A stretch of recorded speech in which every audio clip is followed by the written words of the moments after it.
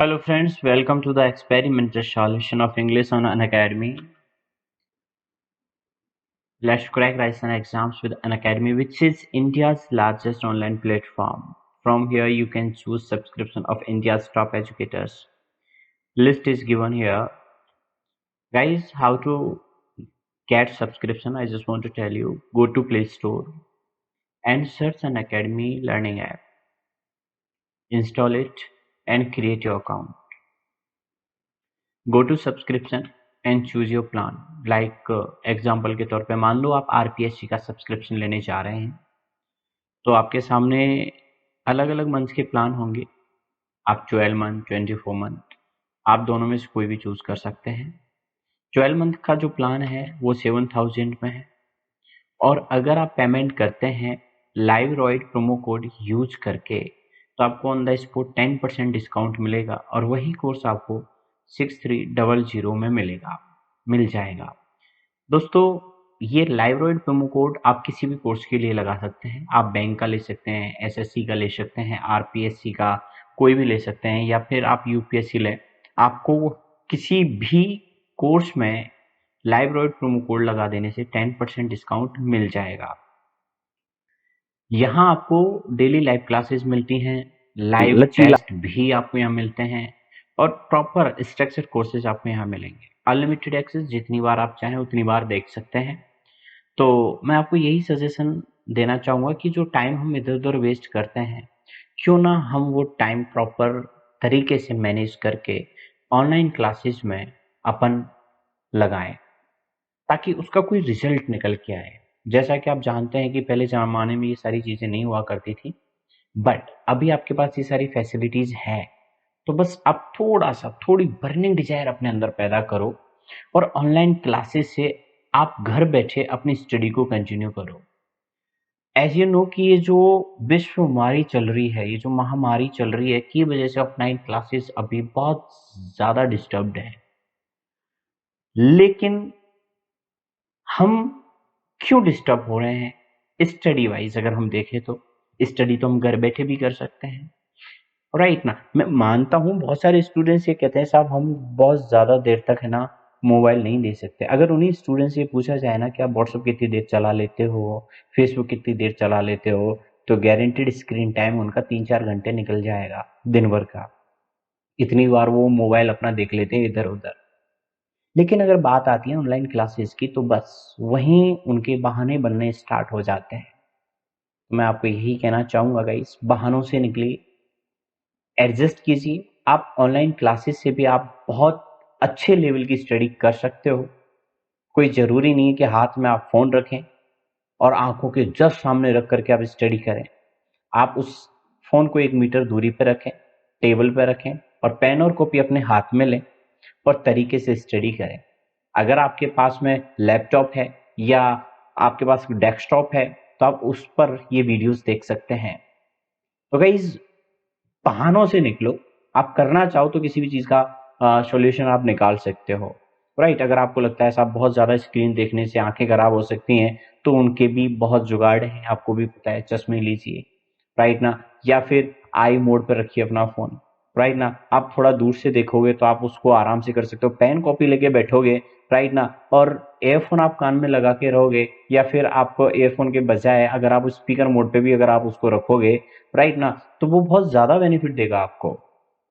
तो बिल्कुल हेजिटेट ना हो, बिल्कुल बहाने ना लगाइए।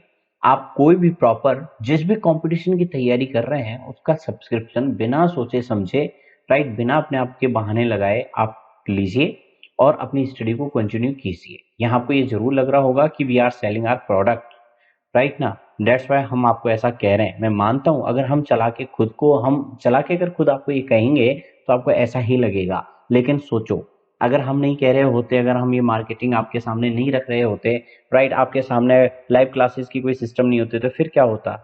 आपको पता चलता घर बैठे? नहीं पता चलता। आप क्लास ले पाते? नहीं ले पाते। तो फिर क्या होता? आपका जो टाइम है ना, ये ऐसे ही निकल रहा होता। तो आप इसको ना ढाल बनाइए, राइट ना। बोले तो अपनी कमजोरी जो है उसको दूर कीजिए।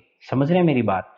तो चीजों में आप चाहो तो अच्छा, किसी भी चीज में अच्छा भी ढूंढ सकते हो और बुरा भी ढूंढ सकते हो। ऐसा नहीं है तो आपने क्या है कि अभी केवल और केवल बुरा सोच रखा है, तो आपको वही दिखाई देगा जो आपने सोच रखा है। आप थोड़ा अच्छा सोचोगे तो वहां भी आप बहुत अच्छा कर सकते हो। Is that clear? तो आप प्लीज आप समझें और तरीके से अपनी स्टडी को कंटिन्यू कीजिए। आप टाइम वेस्ट मत कीजिए, क्योंकि बहुत सारे स्टूडेंट्स हैं जो इस चीज का फायदा उठा लेंगे और आप बस इंतजार करते रह जाएंगे ऑफलाइन क्लासेस का, और वो बाजी मार जाएंगे, फिर कंपटीशन और ज्यादा टफ हो जाएगा। करेंगे क्या? आप बताइए, आप मेरी बात का जवाब दीजिए। कंपटीशन डेफिनेटली टफ हो जाएगा यार। बच्चे तो इतनी सारी क्लासेस लेते हैं, दिन भर मोबाइल रख देते हैं, चला लेते हैं और अपनी कुर्सी पे स्टूल पे बैठ करके और 5-5 4-4 घंटे उनकी क्लासेस चल रही होती हैं। यूपीएससी वाले बच्चों से पूछो, आपको वो बताएंगे। आप क्या बात कर रहे हैं? मैंने इतने सारे स्टूडेंट्स देखे हैं जो लाइव क्लासेस सीएस की लेते थे, वो भी टीवी पे स्क्रीन पे एक हॉल में बैठ करके, और वो भी 8-8 10-10 घंटे क्लासेस लिया करते थे। आपसे क्या 3 घंटे क्लास दिन में नहीं ली जाती? सोच के तो देखिए। आप आराम से कर सकते हैं अगर आप करना चाहो तो। बस आपके अंदर जज्बा होना चाहिए, कॉन्फिडेंस होना चाहिए, यस मैं कर सकता हूँ ये बात, ये चीज। जब अंदर से ही आपने अपने आप को ये जवाब दे रखा है ना, ये सेट कर रखा है माइंड को, नहीं मुझे तो ये करना ही नहीं है, ऑनलाइन ये बस पैसे कमाने का काम कर रहे हैं, तो डेफिनेटली आपको बस वही दिखेगा, सब जगह नेगेटिव ही नेगेटिव दिखाई देगा। और अगर मैं बात करूं कि जिन लोगों ने स्टडी कंटिन्यू कर रखी है ऑनलाइन, उनसे पूछो, आप ही नहीं, बहुत बढ़िया संख्या में इतने सारे स्टूडेंट्स ने सब्सक्रिप्शन लेकर के, करोड़ों स्टूडेंट्स आज के टाइम में ऑनलाइन स्टडी करके अपने टाइम को बचा रहे हैं, सेव कर रहे हैं, खराब होने से बचा रहे हैं। खैर, आगे आपकी मर्जी। Thank you so much. आगे बढ़ते हैं। हम अपनी सोच से निर्मित होते हैं, जैसा सोचते हैं वैसे ही बन जाते हैं। जब मन शुद्ध होता है तो खुशियां परछाई की तरह आपके साथ चलती हैं। गौतम बुद्ध जी के ये बहुत ही अच्छे वचन थे, और इन्हीं के साथ हम शुरुआत करते हैं डियर स्टूडेंट्स।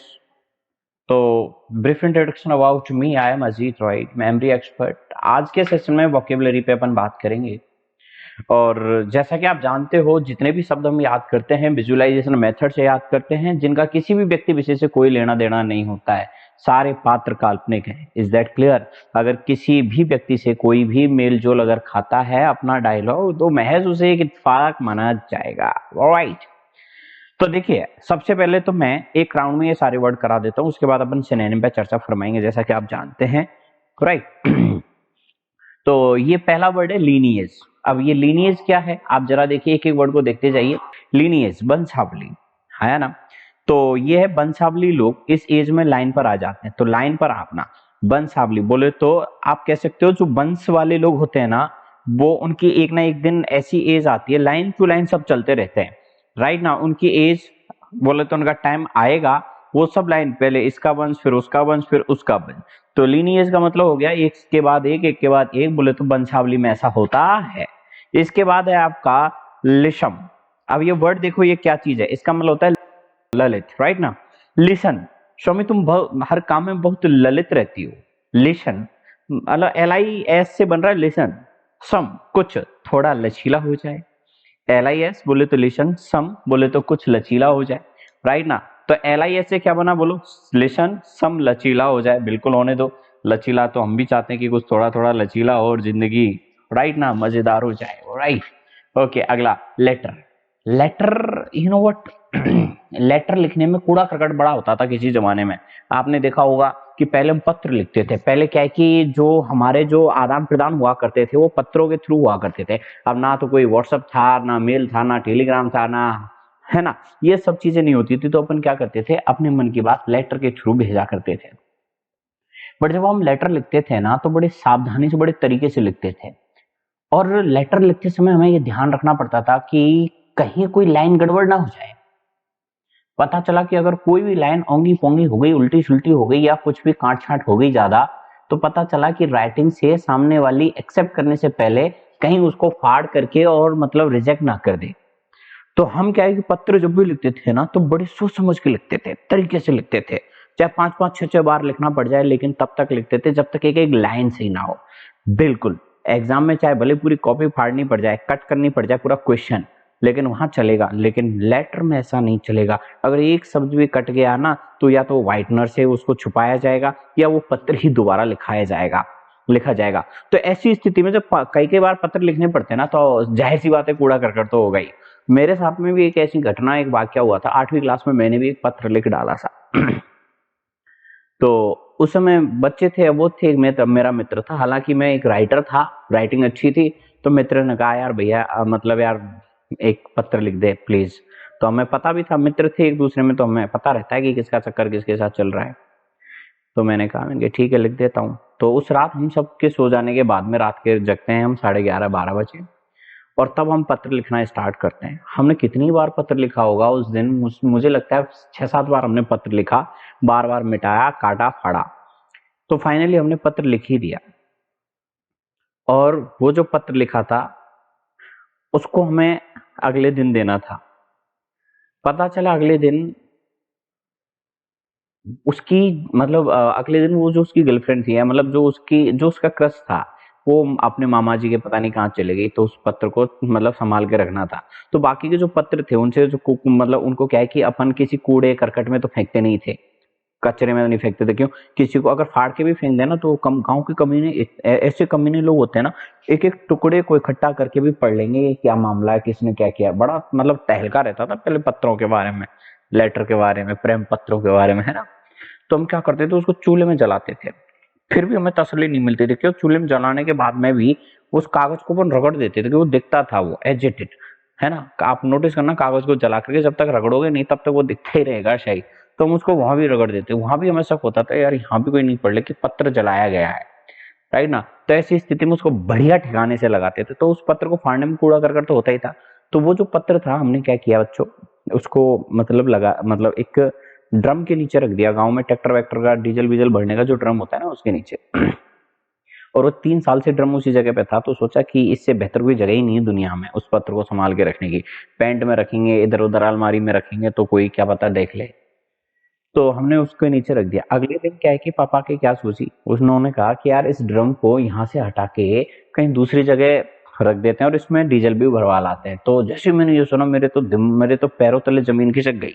तो मेरा छोटा भाई बोला हाँ पापा कोई बात नहीं, इसको उठा लेते हैं। तो मैं उनको ज्ञान देने लगा, नहीं क्या जरूरत है, अभी तक तो उठाया नहीं, अभी क्यों उठाना है इसको।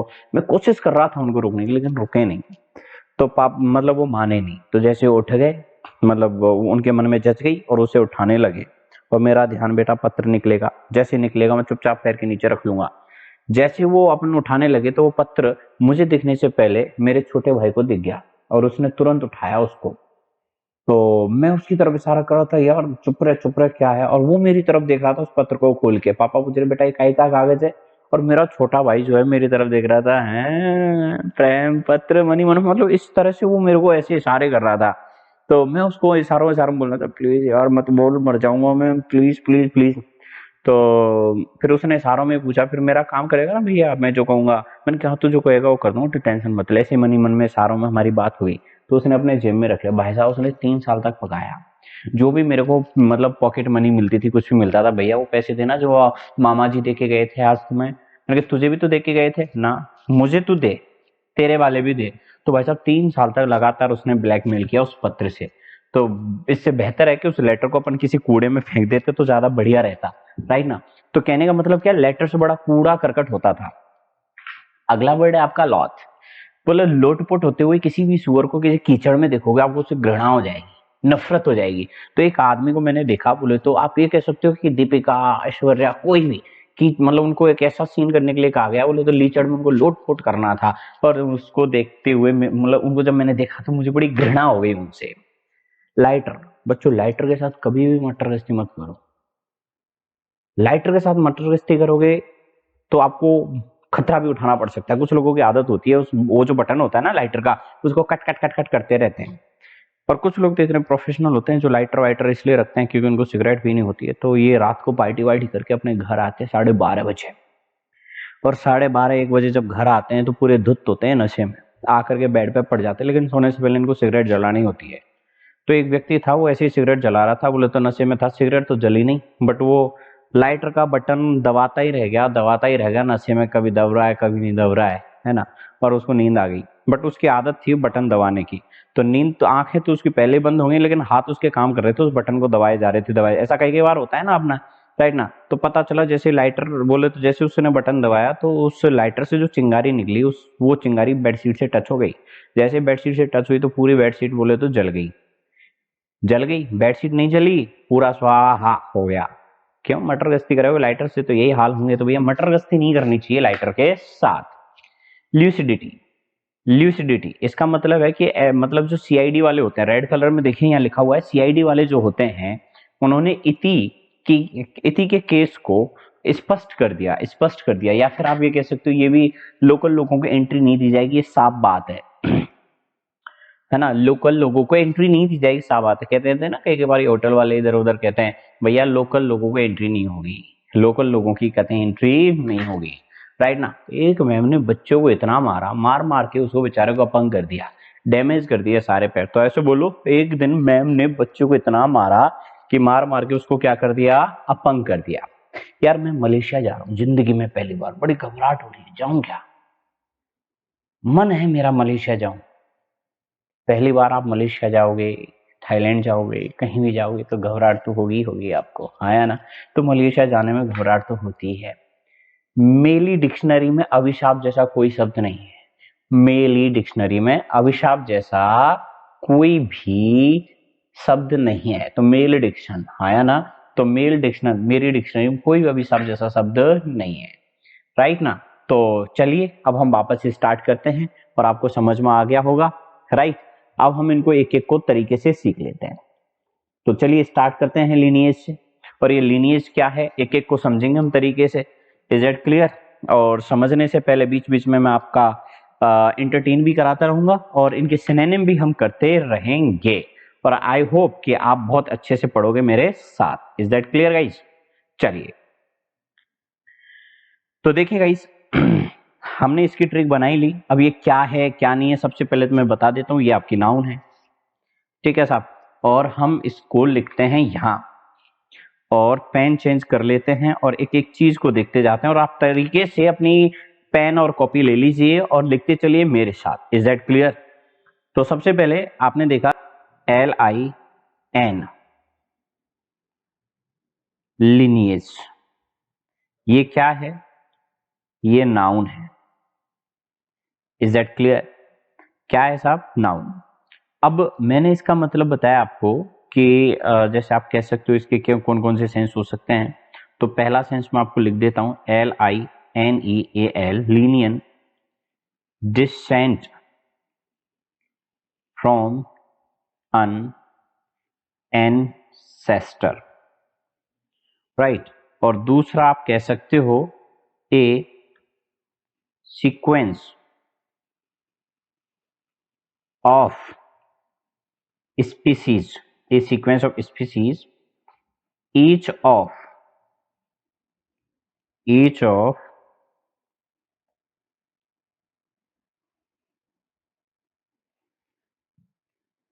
which is considered, which is considered, लिखते जाइए, considered to have evolved from its predecessor.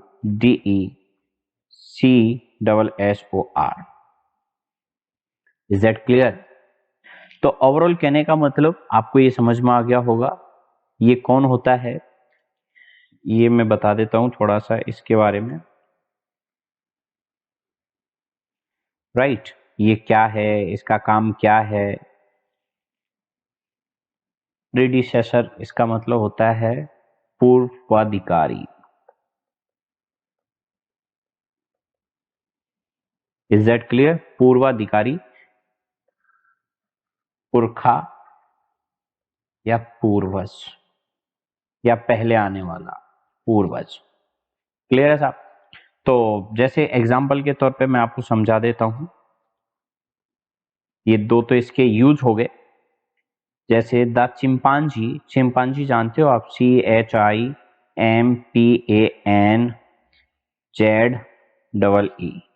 And gorilla, chimpanzee and gorilla. ये जी छोटा ही बनेगा क्योंकि ये कॉमन नाउन है।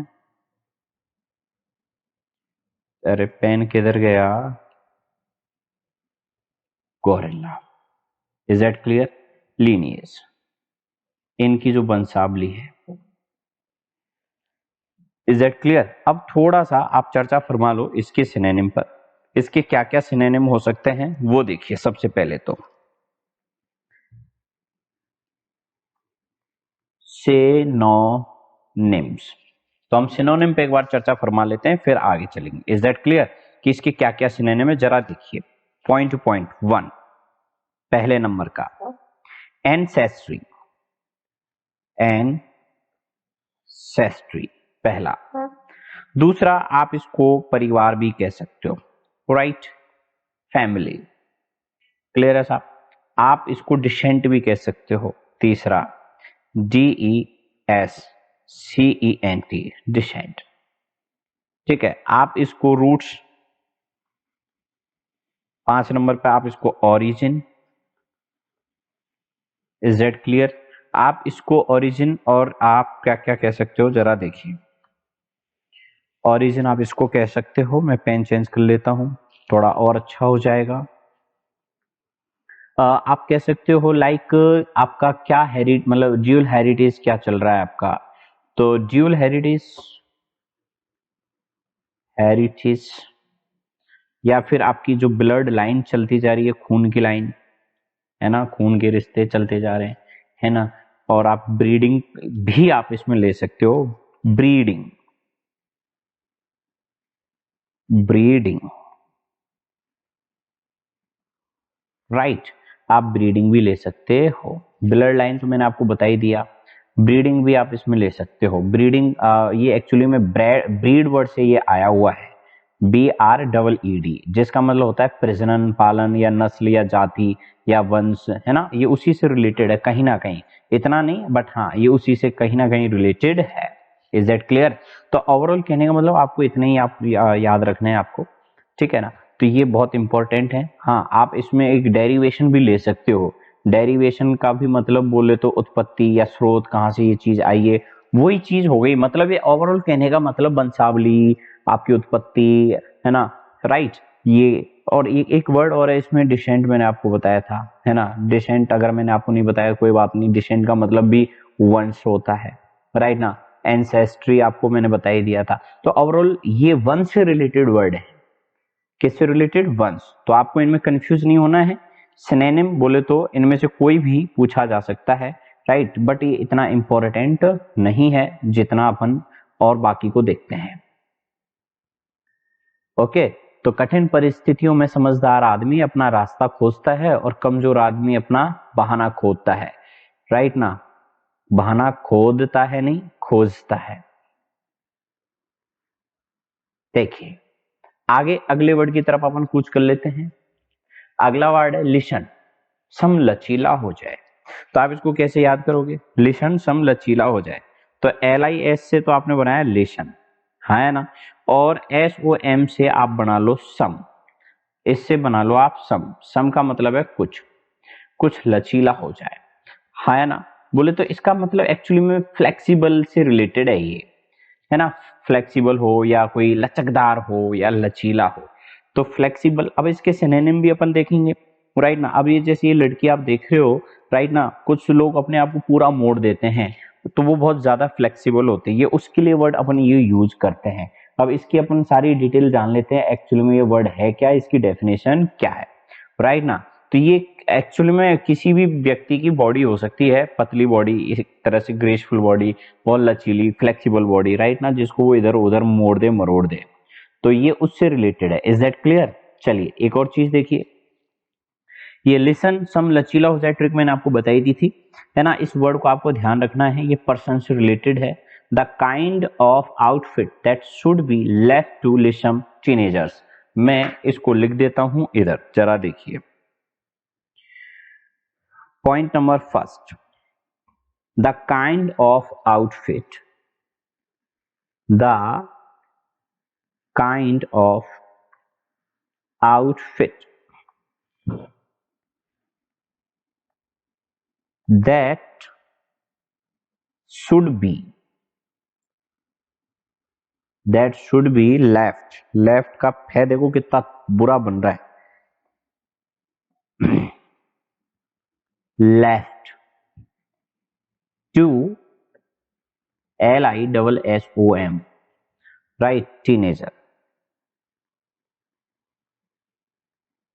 एलो साहब, ठीक है। अब ये लिसम क्या चीज है, राइट ना, लिसम क्या चीज है, एडजेक्टिव है, तो आपको ये भी पता होना चाहिए कि दिस वर्ड इज एडजेक्टिव, तो मैं यहां लिख देता हूं that is adjective.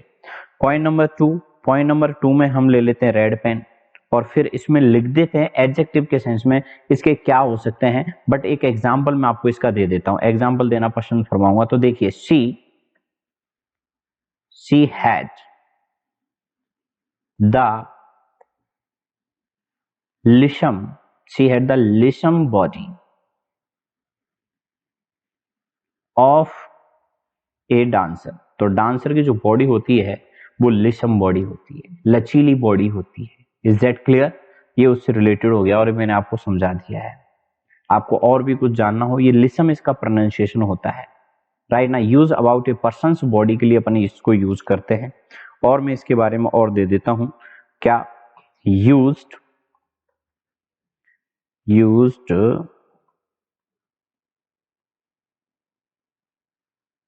About a person's body, right ना। थिन एंड अट्रैक्टिव,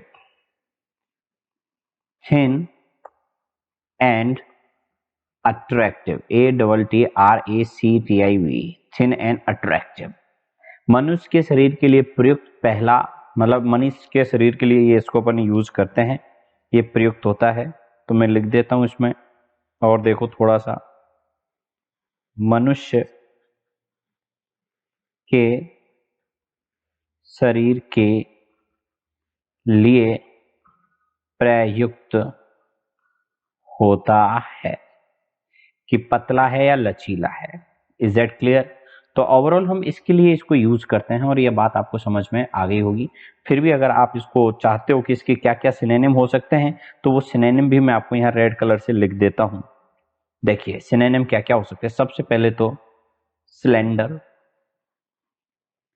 राइट ना, और एक हो सकता है इसका एल, ये रुकिए, पेन वापस आइए जी, SU, सफल, राइट ना। और एक होता है लाइटसम, LITHESOM, ये भी इसी से रिलेटेड है। और एक आप LITHE भी कह सकते हो। तो ये मतलब लचीले से रिलेटेड है। Is that clear? तो बात समझ में आ गई होगी आपको, आई होप। चलें आगे, कोई दिक्कत, एनी डाउट? चलिए आगे बढ़ते हैं। लेटर, पत्र लिखने से मैंने अभी आपको बताया था कूड़ा करकट होता है, जानते हैं आप ये बात। पत्र लिखने से क्या होता है, कूड़ा करकट। तो इसके बारे में भी अपन डिटेल जान लेते हैं। ये आपकी वर्ब है, क्या है दोस्तों, ये आपकी वर्ब है। लेटर लिखने से कूड़ा करकट होता है। इसकी फर्स्ट सेकंड फॉर्म क्या हो सकती हैं? अगर ये वर्ब है तो फर्स्ट, सेकंड, थर्ड इसकी फॉर्म हमें पता होनी चाहिए। तो फर्स्ट फॉर्म तो ये है LITTE, और इसमें S लगा दोगे तो LITTERS, लिटर्स हो जाएगा, जिसका मतलब कूड़ा करकट होता है, कूड़ा करकट करना। सेकंड फॉर्म और मतलब इसकी जो थर्ड होती है वो सेम होती है, LITTERE, लिटर्ड, राइट ना। ये दोनों ही सेम होती हैं। और फोर्थ फॉर्म में तो आप ING लगा ही दोगे, LITTRING, littering. Is that clear?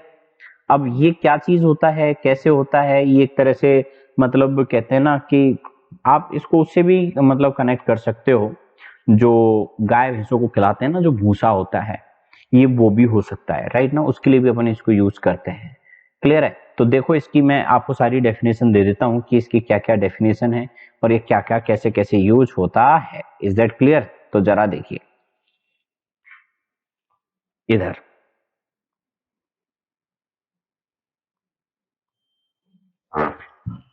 ये एक्चुअली में लेटर जो है नाउन भी है, वर्ब भी है और ये नाउन भी है। Is that clear? अब देखिए नाउन के सेंस में कैसे कैसे यूज हो सकती है वो देखिए। अगर हम मतलब अच्छा, इसका प्रोनाउंसिएशन लीडर होता है, लीडर, लीडर, राइट ना। आप अगर कल को कोई पूछ ले कि ये मतलब क्या शब्द पढ़ रहे हो आप, क्या पढ़ा रहे हो, तो आपको इस बात का ध्यान रखना, लीडर, तो लिटर नहीं होता, ये लीडर क्या होता है, लीडर, है ना। तो इस बात का ध्यान रखना है आपको, कई बार कंफ्यूजन हो जाता है कि साहब ये वर्ड क्या बोल दिया आपने, तो मैं इसके बारे में प्रॉपर डिटेल लिख देता हूं। तो देखो इसको पढ़ोगे कैसे आप इसको ये पढ़ो इस तरह से, लीडर, इज दैट क्लियर, है ना। तो लीडर, लीडर पढ़ेंगे हम उसको। अब इसकी डिटेल क्या है, एज ए नाउन अगर हम इसको देखें तो क्या क्या हो सकता है जरा देखिए। सबसे पहले तो TRASH, trash, like such as paper, trash such as paper, या कैंस, राइट, या फिर बोटल्स हो सकती हैं, साड़ा को कूड़ा करकट में यही आएगा, बोटल्स, हाँ या ना, ठीक है ना। बोटल्स हो गया, बोटल्स की स्पेलिंग मैंने देखो कितनी जानबूझ के गलत लिख दी, है ना। एंड और ये पूछ भी ली जाती है कई बार, कुछ लोग पूछ लेते हैं ऐसी चीजों को भी, हम आगे पीछे कर देते हैं LES को, तो BOTTLES, बोटल्स, राइट ना। That is left, that is left, जिनको हम पड़ा हुआ छोड़ देते हैं, इन अन ओपन, इन एन ओपन और पब्लिक प्लेस पर, पब्लिक प्लेस पर, इज दैट क्लियर। तो उसको अपने इसको उस सेंस में हम इसका मतलब समझ में आ गया होगा, इसी से रिलेटेड है ये, कि कूड़ा करकट जो अपन पब्लिक प्लेस पे फेंक देते हैं ना, ऐसे ही, हाँ या ना। ये देखिए आप क्या क्या हो सकते हो, देखो मैं इसमें और बहुत सारी चीजें आपको समझा सकता हूँ, इसमें कई सारी चीजें हैं, बहुत प्यारा ये वर्ड है, इतना प्यारा है आप सोच नहीं सकते। ये वर्ब के सेंस में भी यूज होता है, लेकिन इसके बाद हम ऑब्जेक्ट यूज करते हैं, राइट ना।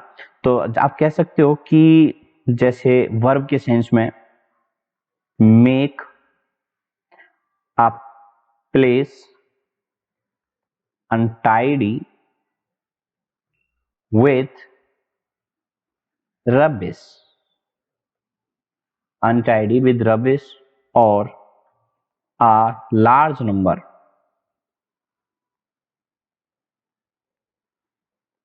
of objects left lying about।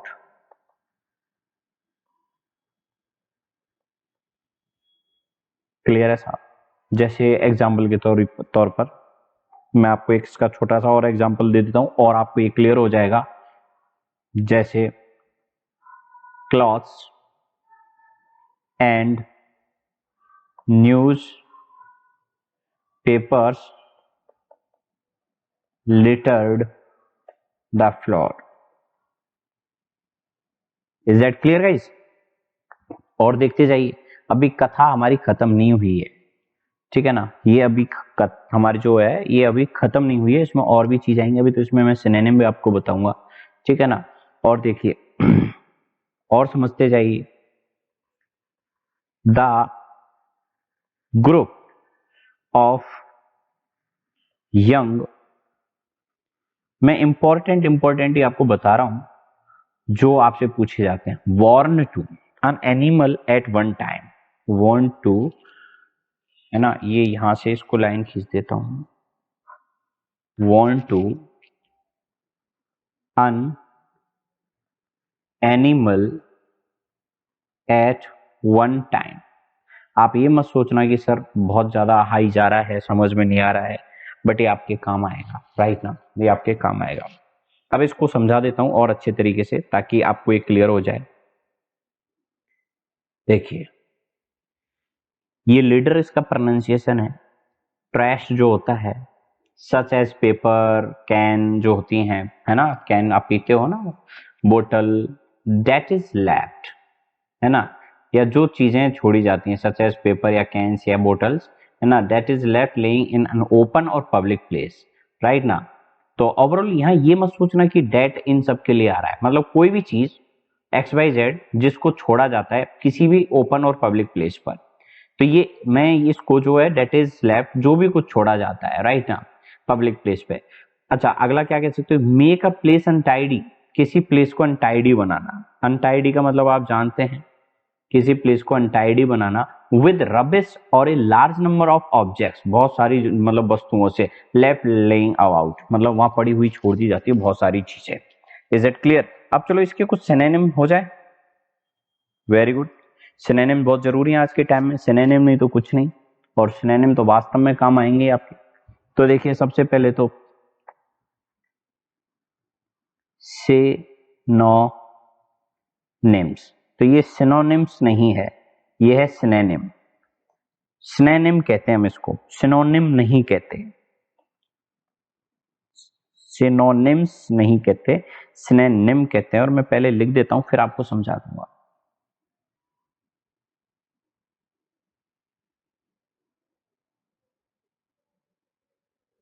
ये लो साहब, सिनोनिम, आप इसको सिनोनिम पढ़ो। उसी तरह से एंटोनिम होता है वो, एंटोनिम, एंटोनिम नहीं होता। सिनोनिम और एंटोनिम, सिनोनिम और एंटोनिम बोलते हैं कुछ लोग, थोड़ा वो गलत है। तो सिनोनिम एंटोनिम नहीं होता, synonym antonym. Is that clear? और वही सिनोनिम एंटोनिम की अपन बात कर रहे हैं, जरा फुर्ती से इधर आ जाओ। सबसे पहले तो गार्बेज, समझ गए होंगे, यस। दूसरा है रिफ्यूज, रिफ्यूज लाइक जंक, कहते हैं ना जंक फूड, बोले तो वेस्ट, जंक फूड या वेस्ट, तभी तो नाम आया उसका। बोले तो हम जो खाने कहते हैं ना जंक फूड मत खाया करो, वेस्ट, जंक फूड वेस्ट। आप कह सकते हो स्क्रैप, स्क्रैप्स, राइट ना, या जो छोड़ी हुई चीजें होती हैं जिन्हें हम कहते हैं leavings. Is that clear? Leavings. Fragments, fragments, is that clear? Trash, TRASH, ये सब क्या हैं भैया, इस वर्ड के सिनोनिम है, सब उसी से रिलेटेड है। आप देख लो भाई, राइट ना, सब उसी से रिलेटेड है। तो ओवरऑल आपको ध्यान रखना है, ये एक्चुअली में क्रिया के सेंस में मेक अनटाइडी, किसी चीज को बनाना, मैशअप करना, या मेक ए मैश ऑफ करना, क्लटर ऑफ करना, राइट ना, या मेक ए सेम्बल्स ऑफ करना, ये उस सेंस में अपन इसको कई बार यूज करते हैं। बहुत सारा, बहुत मतलब इसका मामला छोटा मोटा नहीं है, बहुत बड़ा मामला है इसका। Is that clear? तो फाइनली आपको इतना ही ध्यान देना है, ये बहुत बड़ा वर्ड है, काफी बड़ा है, इसके अंदर बहुत सारी चीजें हैं, बट हमें ज्यादा आगे नहीं बढ़ना है। अब आपको इसमें अगर कोई और चीज नहीं समझ में आई तो आप मेरे से कमेंट करके पूछ सकते हो कि कैसे क्या इसको और कर सकते हैं अपन। तो आपको मैं एग्जांपल अगर और चाहिए तो वो भी दे सकता हूं, अदरवाइज हम आगे बढ़ते हैं। लॉथ, लोट पोट होते हुए मैंने जब देखा, राइट ना, तो मुझे उससे घृणा हो गई। घृणा तो हो नहीं है, अगर आप किसी को लोट पोट करते हुए आप देखोगे तो आपको उससे क्या हो जाएगी, घृणा हो जाएगी। Is that clear? घृणा हो जाएगी, डिटेस्ट, है ना, अबोर। तो मैंने इसको कैसे याद कराया था, आप ये देखिए इधर, अपन आगे बढ़ते हैं। सबसे पहले तो मैं इसके बारे में बता दूं, व्हाट इज दिस, तो आप कहेंगे साहब दिस इज वर्ब, ये आपकी वर्ब है। Is that clear? जिसका मतलब मैंने आपको बता दिया, घृणा करना या किसी से नफरत करना या नापसंद करना। Is that clear?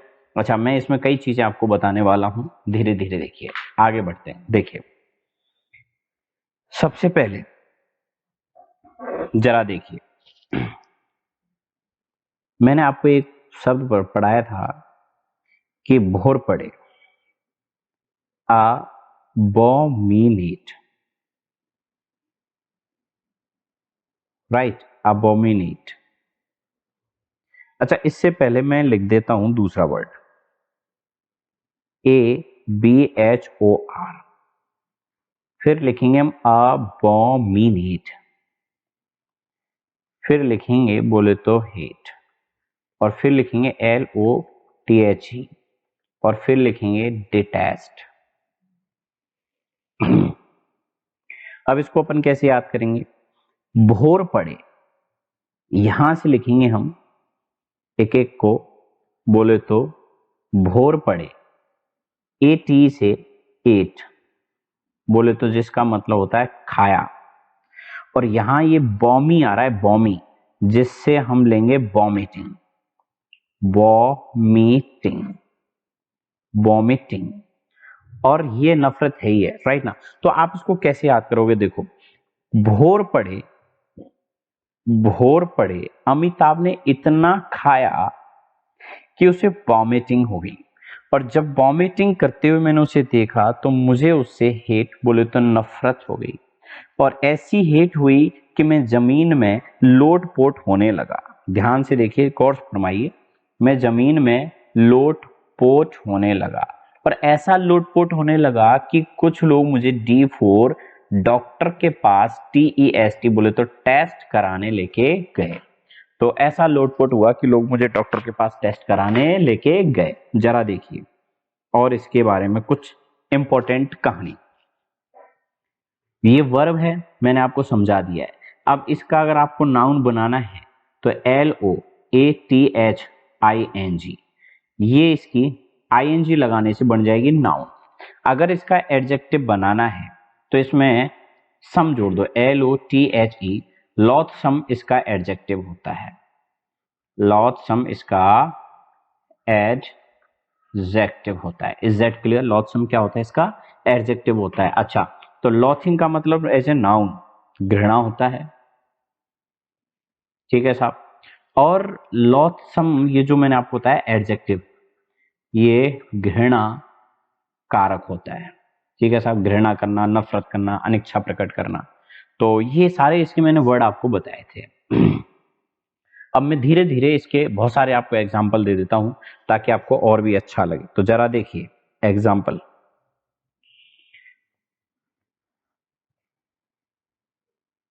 ILOATHE, to take, that road to, my house, because of very unpleasant stench at a particular point, particular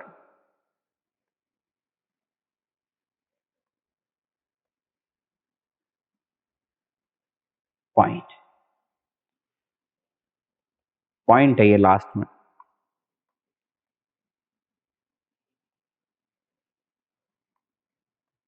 ठीक है साहब। एलो साहब, पॉइंट। अब इसमें अगर कोई चीज है जो आपको नहीं समझ में आया है, स्टेंच, जानते हो आप स्टेंच क्या होता है? स्टेंच का मतलब बदबू या दुर्गंध होता है ना। My house because very unpleasant, इसमें बहुत अनप्लीजेंट स्टेंच वहां से, मतलब किसी पर्टिकुलर पॉइंट से वहां बदबू आ रही है, ठीक है ना। तो अच्छा, अब इसके बारे में बहुत सारी कथा है जो आपको मुझे बतानी है, आप देखते जाइए। मैं इधर इसका पेज चेंज कर देता हूं और आपको समझा देता हूं। As a verb, as a verb, what can you see that? Feel intense dislike or disgust, disgust for। तो एग्जाम्पल और दे देता हूं मैं आपको, जैसे CLOTHE, loathed him, on SIGHT, sight, right now she loathed him on sight। अब इसके सिनोनिम क्या क्या हो सकते हैं, ये भी बड़ी विडंबना है, सिनोनिम भी हमें इसके याद करने हैं, राइट। तो देखिए इधर पेन आ जाओ, पीला वाला। पहला सिनोनिम बोलने में आता है लेकिन ये सिनोनिम है, तो HATE, hate, number 1। Number 2 detest, number 3 Abor, number 4 आप इसको कह सकते हो अबोमिनेट, राइट ना, अबोमिनेट, अबोमिनेट, इज दैट? अगला वर्ड है आपका ल्यूसिडिटी। ल्यूसिडिटी का मतलब होता है स्पष्टता, चमक। Is that clear? स्पष्टता या चमक। तो ये शब्द आपका नाउन है पहली बात तो, और इसमें स्पष्टता को आप कह सकते हो क्लैरिटी। क्लैरिटी कहना, इज दैट क्लियर? तो क्लैरिटी हो गया। ब्राइटनेस भी आप इसको कह सकते हो, BRIGHT, ब्राइटनेस आपने इसको कह दिया। Is that clear? अब इसमें क्या क्या चीजें हो सकती हैं, इसको कहाँ हम यूज कर सकते हैं, ये भी मैं आपको बता देता हूँ, इसके सिनोनिम वगैरह सारे, ताकि लुसिडिटी वगैरह के, राइट ना। तो जरा देखिए, क्लियरिटी ऑफ एक्सप्रेशन, तो आप क्या कहोगे? सबसे पहले तो मैं यहाँ पेन चेंज कर लेता हूँ, इसको हम यूज करते हैं क्लैरिटी ऑफ एक्सप्रेशन। एक्सप्रेशन की क्लियरिटी पहली बात। अब आप चाहो तो इसको इंटेलिजिबिलिटी भी कह सकते हो, INTELLIGIBILITY,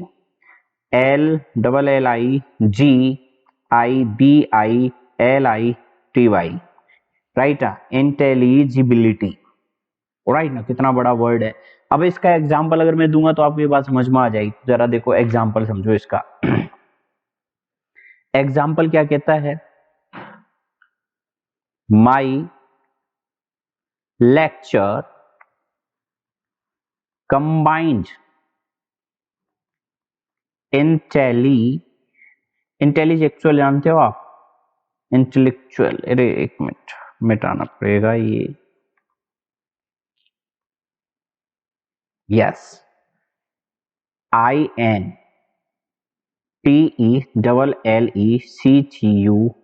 intellectual, lucidity, lucidity and person. समझो इस सेंटेंस को और फील करो कि ये क्या कहना चाहता है, तो आपको समझ में आ जाएगा कि भैया ये जो कहना चाह रहा है, ये कहना चाह रहा है द एबिलिटी, मैं सब आपको यहाँ जो भी समझा रहा हूँ वो लिख के दिखा रहा हूँ ताकि कल को आप समझ सको। To think, the ability to think clearly, या फिर आप कह सकते हो स्पेशली, स्पेशली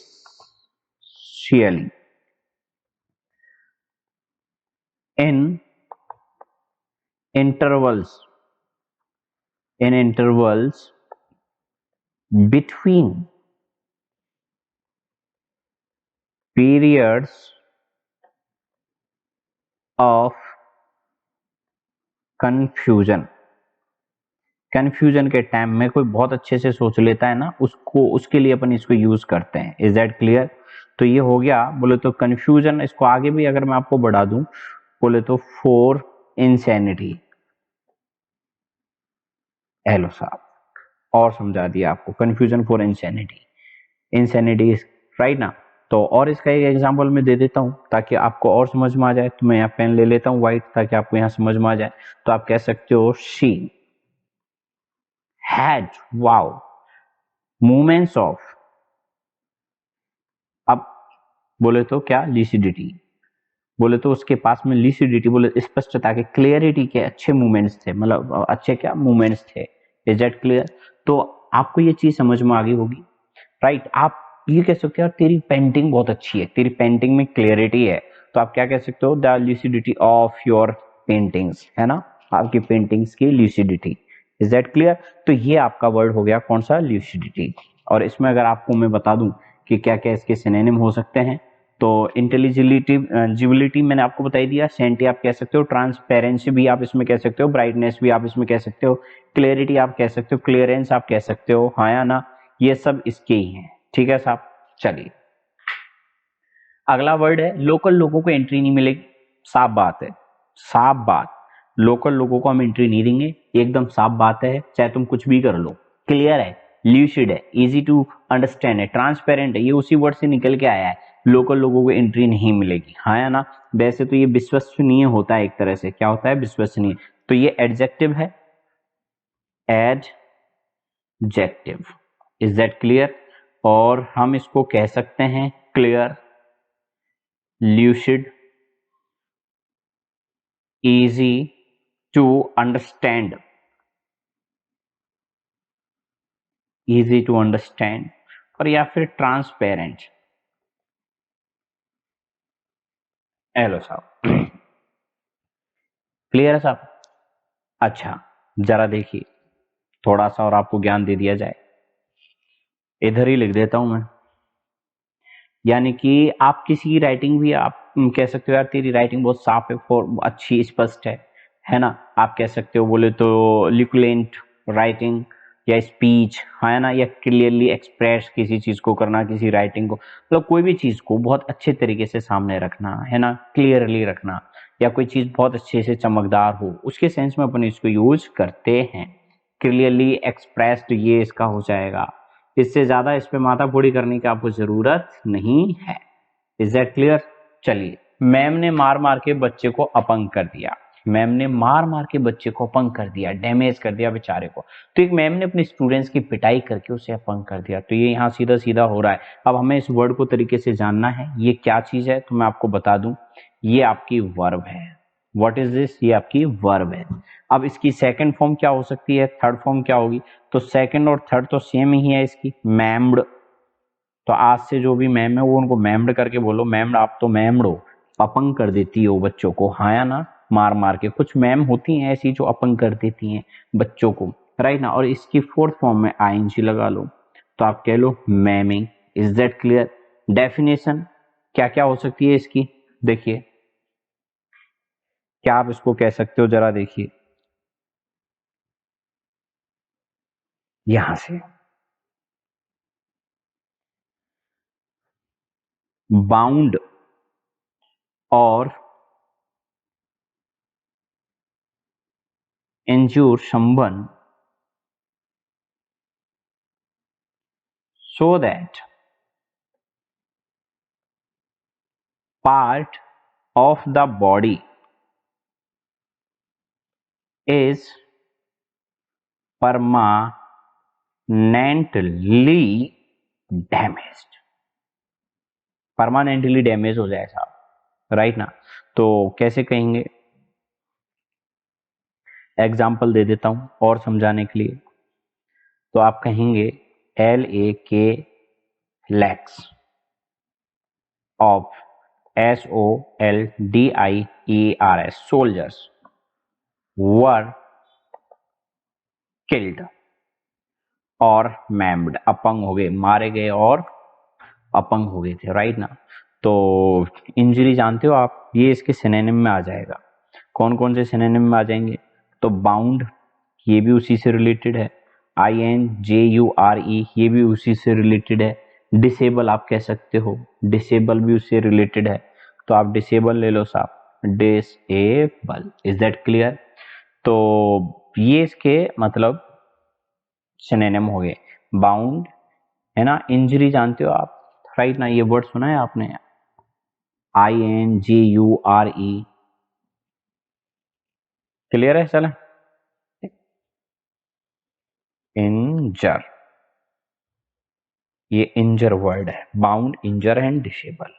क्लियर है साहब? चलिए आगे बढ़ते हैं। और एक वर्ड बचा है आपका, मलेशिया जाता हूं तो मुझे घबराहट होती है, व्याकुलता होती है। मलेशिया में जाकर मुझे घबराहट होने लग गई थी। अब क्यों हुई वही घबराहट? ये आपकी नाउन है। पहली बात तो आप इसको यहां क्लियर कर लो। What is this? That is your noun, NOUN। क्या है भैया? ये नाउन है, राइट ना? और इसको कहाँ यूज करते हैं, देखिए अपन मैं बता देता हूं। वीकनेस और general discomfort caused by an illness। बोले तो ये वीकनेस है या डिस्कम्फर्ट है, जो किसी बीमारी की वजह से आ जाता है। तो घबराहट है, अपन डरते हैं, थोड़ा थोड़ा परेशान से रहते हैं। बीमारी, आदमी बीमार होता है बहुत जल्दी से डरता है कि उसके सामने फीलिंग ऑफ अनईज, है ना? अस्वस्थता आप कह सकते हो, इलनेस आप कह सकते हो, बेचैनी, परेशान, अपसेट, ये सब इसके अंदर आ जाते हैं, राइट ना? तो आपको मैं इधर थोड़ा सा और समझा देता हूँ ताकि आपको और अच्छा लगे। जरा और इसकी डेफिनेशन देखिए। A general feeling of discomfort, समझ में आ गया? Discomfort comfort, illness, or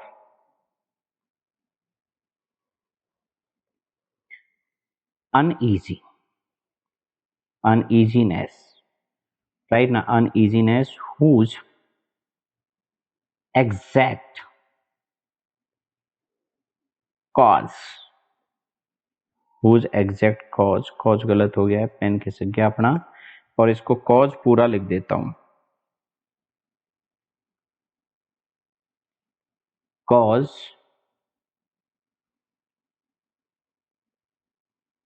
is difficult to identify. लिख लो इसको अपनी कॉपी में, राइट ना, अपनी कॉपी में लिख लो इसको ताकि चीज समझ में आ जाए इसको कब अपन यूज करते हैं। और इसका एक एग्जांपल आपको दे देता हूं ताकि थोड़ा और समझ में आ जाए। तो a society afflicted by a deep cultural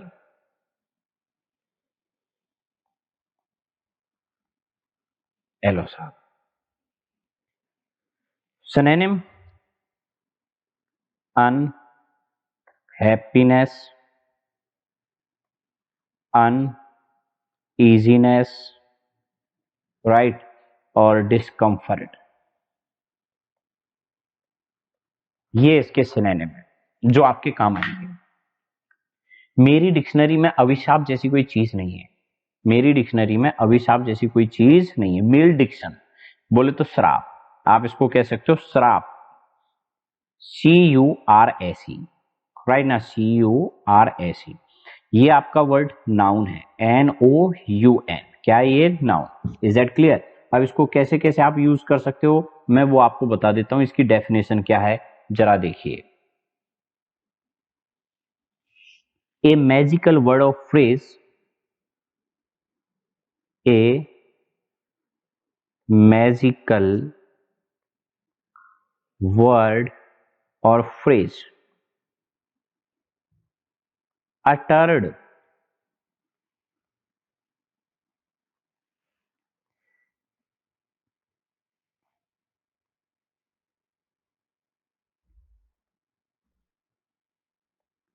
with the intention, with the intention of bringing about evil or destruction,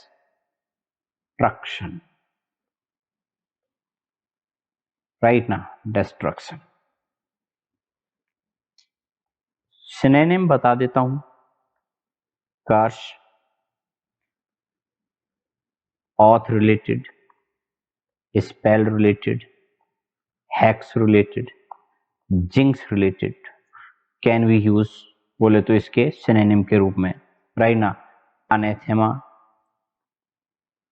Hema ने शादी करने का नाटक किया, अमिताभ ने हेमा से शादी करने का नाटक किया तो उसको बोले तो श्राप दिया गया। इम्प्रिएक्शन वो भी हो सकता है इसका, इज दैट क्लियर। तो इस तरह से आप इसके सिनोनिम वगैरह देख सकते हो और इन सारी चीजों को अपन और धीरे धीरे मतलब क्लियर करेंगे। अभी देखो मैं आपको ये सीधा एग्जांपल लिखा देता हूँ, ए मैजिकल वर्ड और phrase uttered with the intention of bringing about evil, है ना। तो इनको क्यों मैं इनका ट्रांसलेट नहीं करता, क्या क्या मतलब क्या है, ट्रांसलेट करूंगा तो आप ट्रांसलेट करते ही रह जाओगे। तो आपको जिस वे में मैं जिस तरह से आपको पढ़ा रहा हूँ आप उस तरह से ही आप इनको समझने की कोशिश करें। समझ आता है वहां तक तो ठीक है, नहीं आता है तो ठीक है, बट आप बने रहे, धीरे धीरे धीरे धीरे ये सारी चीजें आपके सामने आती चली जाएंगी तो ये आपको क्लियर हो जाएंगे, इज दैट क्लियर। तो इसलिए मैं इनका कभी ट्रांसलेशन नहीं करता, सीधा आपको मैं बता देता हूं, ठीक है। चलिए आज के लिए इतना ही काफी है, बहुत बहुत धन्यवाद मेरे साथ बने रहने के लिए। Let's crack Python exams with Unacademy, take subscription of Unacademy to crack any exam. और जैसा कि आप जानते हैं you can continue study with Unacademy, कोई भी एग्जाम का आप सब्सक्रिप्शन ले सकते हैं और मेरा लाइव प्रोमो कोड यूज कर लेना। अनअकैडमी वाले आपको 10% डिस्काउंट देंगे, मतलब आपको वैसे भी मिलेगा। ठीक है guys, thank you so much.